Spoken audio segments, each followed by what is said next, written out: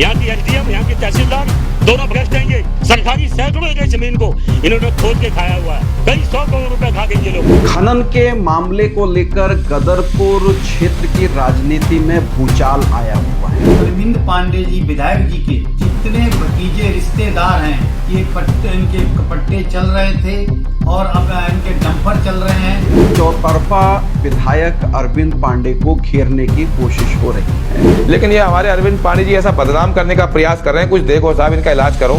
लेकिन हकीकत क्या है? क्या अरविंद पांडे जी के बयान में सच्चाई है? जो भी उन्होंने बोला बिल्कुल ये गलत बोला है। बिल्कुल अवैध खनन बिल्कुल बंद है। एसडीएम और तहसीलदार ये वो 2 अधिकारी हैं महिलाएं, जिन्होंने यहाँ की सैकड़ों एकड़ जमीन को 60-60, 70-70 फीट गड्ढे बना के ये खोद के खा गई है। मैं बोल रहा हूँ ना, अगर जो मैं मेरे शब्द गलत हुए तो इतने सबूत दे रहा हूँ मैं। ये मेरे खिलाफ मानहानि का दावा ठोके था मैंने इनके अंदर। इतनी शिकायतों के बाद मैंने शिकायत की, इसके बावजूद भी खनन माफियाओं ने कई 100 सरकारी एकड़ जमीन को खोद के उन्होंने नदी बना दी। खनन के मामले को लेकर गदरपुर क्षेत्र की राजनीति में भूचाल आया हुआ है। जिस तरीके के स्टेटमेंट आ रहे हैं, चौतरफा विधायक अरविंद पांडे को घेरने की कोशिश हो रही है। और विधायक अरविंद पांडे को घेरने की यह कोशिश कोई और नहीं कर रहा है, वो भारतीय जनता पार्टी के जनप्रतिनिधि और नेताओं के द्वारा ही किया जा रहा है। और अब बात तो यहां तक पहुंच गई है कि अरविंद पांडे को 2027 में अपदस्थ किया जाए, पार्टी टिकट ना दे, भारतीय जनता पार्टी से उन्हें बाहर का रास्ता दिखाया जाए, अनुशासनात्मक कार्रवाई की जाए, ये बात तक उठाई जाने लगी है। सबसे पहले बिगुल फूका दिनेशपुर नगर पंचायत अध्यक्ष प्रतिनिधि कावल सिंह ने, और जिसमें उन्होंने विधायक अरविंद पांडे को आड़े हाथों लिया। अरविंद पांडे जी विधायक जी के जितने भतीजे रिश्तेदार हैं, ये इनके पट्टे चल रहे थे और अब इनके डंपर चल रहे हैं और इनके कई स्टोन में विधायक जी का हिस्सा और इनके रिश्तेदारों के भी हिस्से हैं। और हमारे पुष्कर सिंह धामी जी ने जब से अंकुश खनन पर लगाया है, इससे बुखलाट करके हमारे मुख्यमंत्री पुष्कर सिंह धामी जी के खिलाफ बोल रहे हैं। विधायक जी, मैं आपको खुली चुनौती देता हूं। आपके कई पट्टों में हिस्सेदारी है, कई स्टोन क्रेशरों में हिस्सेदारी है और आपके कितने डंपर चलते हैं और कितने स्टॉक हैं, मैं आपको खुली चुनौती देता हूं। मेरे से बहस करें, मैं आपको एक एक चीज सामने बता दूंगा। सेम उसी परिपाटी पर, या ये कहिए कि वही स्क्रिप्ट हूबहू गुलरभोज नगर पंचायत के अध्यक्ष सतीश चुग ने भी वही सारे शब्द प्रेस वार्ता करके सामने रखे। प्रदेश अध्यक्ष जी अगर सुन रहे हो तो साहब जरा देखो ये क्या करवा रहे हैं। ये हमारी भारतीय जनता पार्टी बहुत मजबूत पार्टी है। यहाँ पे भारतीय जनता पार्टी के पूरा गुलरभोज, पूरा गदरपुर विधानसभा के लोग यहाँ पे भारतीय जनता पार्टी से जुड़े हुए हैं, लेकिन ये हमारे अरविंद पांडे जी ऐसा बदनाम करने का प्रयास कर रहे हैं। कुछ देखो साहब, इनका इलाज करो। ये बात वो नेता पूछ रहे हैं जो खुद भारतीय जनता पार्टी से निष्कासित हैं। मैं इस सवाल पर बात करने के लिए आया हूं कि खनन के मामले में गदरपुर की राजनीति जो गरमाई हुई है, वो सिर्फ एक बहाना है। यानी कि खनन सिर्फ एक बहाना है।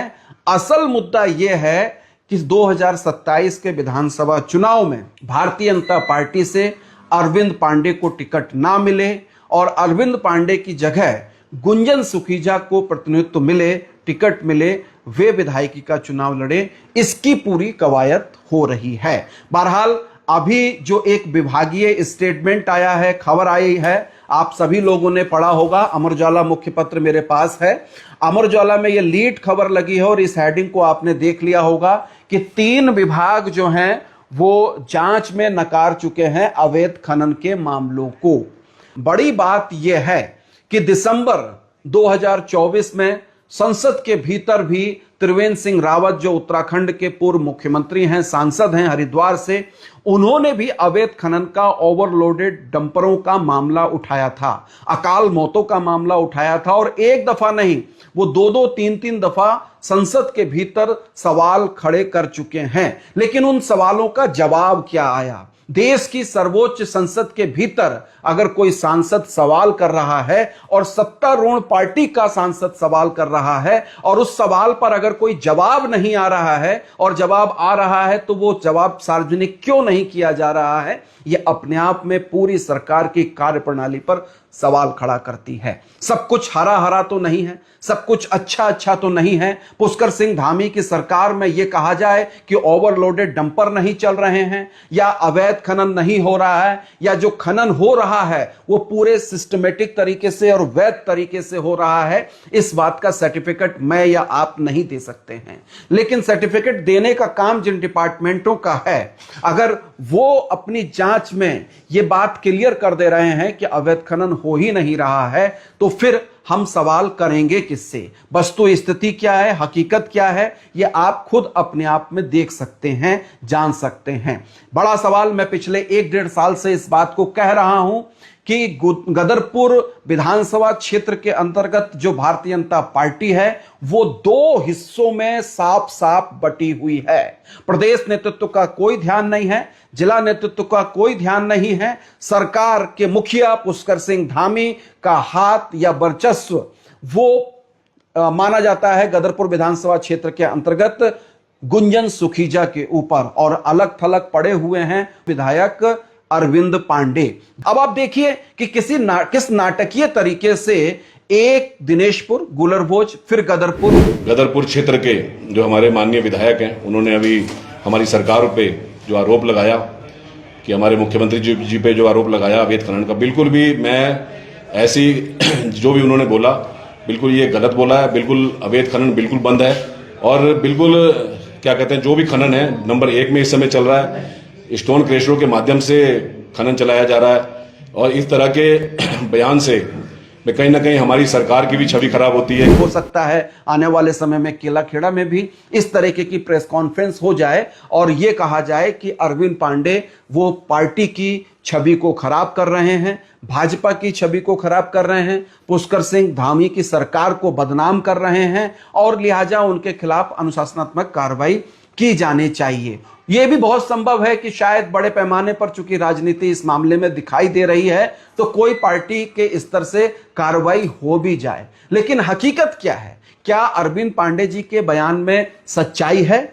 सच्चाई आप और हम सब जानते हैं। वस्तु स्थिति यही है कि अवैध डंपर धड़ल्ले से चल रहे हैं, जो ओवरलोडेड वाहन लेकर आए दिन निर्दोष लोगों की जीवन को काल में तब्दील कर दे रहे हैं। खनन की जहां तक बात है तो खनन के आसपास उन इलाकों में रहने वाले लोग बेहतर तरीके से बता सकते हैं। ठीक बात है, डेवलपमेंट के लिए, निर्माण के लिए जो है रॉ मटेरियल की जरूरत होगी, रेता, बजरी, सीमेंट, हर चीज की जरूरत होगी, तो खनन तो होगा ही होगा। लेकिन उस खनन के भी कुछ मानक तो होंगे।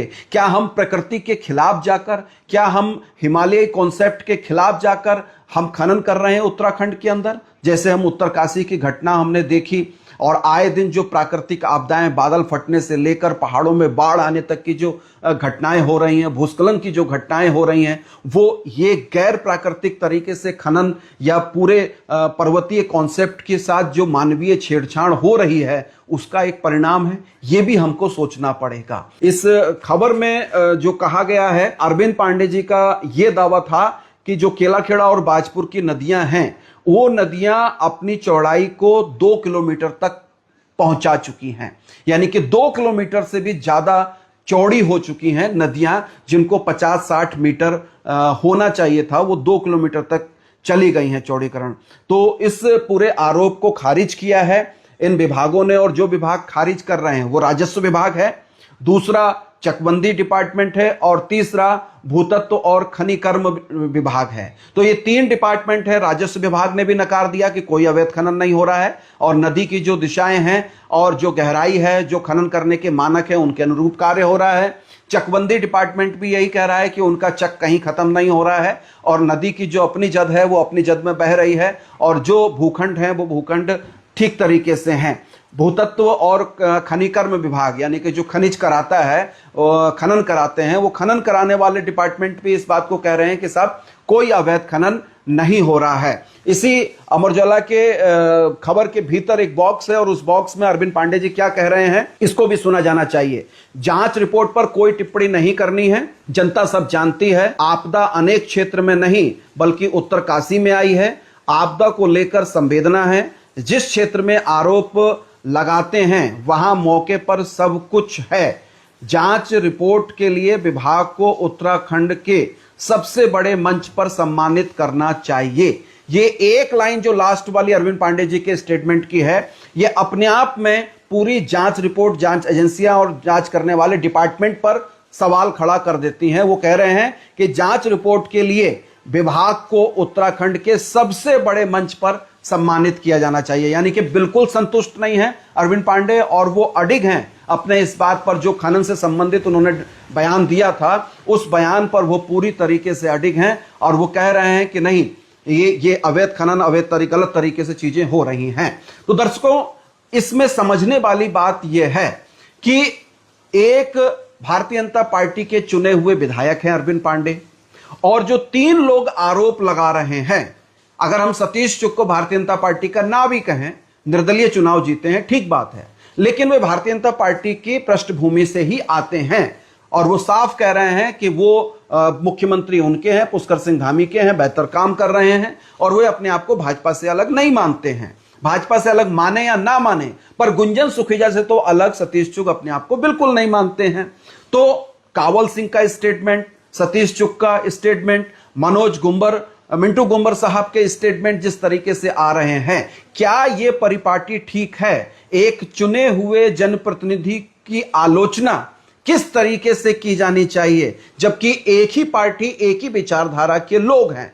अरविंद पांडे भी जनप्रतिनिधि हैं और पूरे विधानसभा क्षेत्र की जनता ने उनको चुना है, और जो नगर पंचायत के अध्यक्ष या नगर पालिका के अध्यक्ष आरोप मढ़ रहे हैं अरविंद पांडे पर, वे भी जनता की नुमाइंदगी करते हैं और वे भी जनप्रतिनिधि हैं। तो एक जनप्रतिनिधि का व्यवहार दूसरे जनप्रतिनिधि के साथ क्या इसी तरीके का होना चाहिए था, या कोई और तौर तरीका हो सकता था? यहां कोई पार्टी का अनुशासन काम करता है या नहीं करता है? क्योंकि भारतीय जनता पार्टी अपने आप को सबसे बड़ी, दुनिया की सबसे बड़ी पार्टी कहती है, और ये कहती है कि सबसे ज्यादा अनुशासित लोग भारतीय जनता पार्टी के अंतर्गत हैं। गदरपुर में आप भाजपा के अनुशासन को तार तार होते हुए रोज देख रहे हैं। मुझे सीधे सीधे तौर पर यही बात समझ में आ रही है कि सारी लड़ाई जो है वो 2027 की है, और 2027 में भारतीय जनता पार्टी से गुंजन सुखीजा को टिकट मिले, इसकी पूरी जोर शोर से कवायद शुरू कर दी गई है। और अरविंद पांडे भी इतने कमजोर नहीं हैं, वे भी अपने स्तर से राजनीति करने में माहिर हैं, और अभी तक अगर हम 30-35 साल का जो उनका राजनीतिक करियर है उसको देखें तो तमाम इस तरीके के चक्रव्यूहों को तोड़ने में वो माहिर रहे हैं। लेकिन अब ये जो चक्रव्यूह उनके सामने रचा बसा जा रहा है, इसको किस तरीके से वे तोड़ते हैं, किस तरीके से इसका सामना करते हैं, ये तो निकट भविष्य में पता चलेगा। लेकिन अब ये बात बहुत स्पष्ट हो गई है कि बाकी सारे मसले अलग हैं, मुख्य मुद्दा यही है कि अरविंद पांडे की जगह किस तरीके से गुंजन सुखीजा को स्थापित किया जाए, लाया जाए, इसकी पूरी रणनीति जोर शोर से गदरपुर भाजपा के भीतर चल रही है। बने रहिए अनसुनी आवाज के साथ। निवेदन आपसे ये रहेगा, यूट्यूब पर जाकर भी अनसुनी आवाज को आप जरूर सब्सक्राइब कीजिए, और अनसुनी आवाज के फेसबुक पेज को भी फॉलो कीजिए। हमारे चैनल के प्रचार प्रसार में आप सहयोग दीजिए। बहुत शुक्रिया, धन्यवाद, नमस्कार।